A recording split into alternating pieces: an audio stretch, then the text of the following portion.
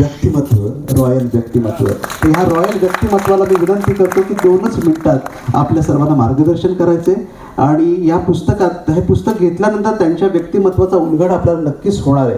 आणि अगदी down to earth माणूस, अगदी शून्यातनं वर आलेला माणूस, डॉक्टर संतोष काबेरकर. या जन्मातच उद्दात तसं काहीतरी करतू गड्या, या जन्मातच उद्दात तसं काहीतरी करतू गड्या, अभिमानानं स्मरतील तुझं या पुढच्या 7 पिढ्या.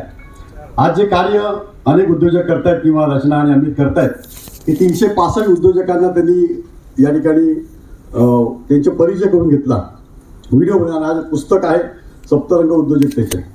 मी माझ्या अनेक लोकांना मार्गदर्शकांना सांगत असतो की तुम्ही आयुष्यात तुम्हाला जर मनानंतर पण तुमचं जर नाव काढलं जात असावं असं वाटत असेल तर तुम्ही पुस्तकं लिहा, त्याचबरोबर तुमचे व्हिडिओ बनवा जे लोकांना प्रेरणा देतील, लोकांना प्रोत्साहन देतील.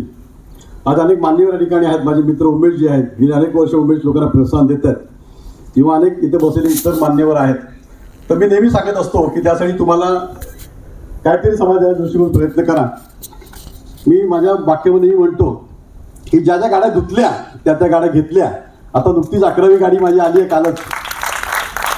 याच्यामध्ये एक प्रेरणा आहे की आयुष्यामध्ये यशस्वी होण्यासाठी माणसाने प्रत्येकाने स्वतःहून उभं राहणं गरजेचं असतं आणि अशा प्रकारची पुस्तकं आपल्याला प्रेरणा देतात.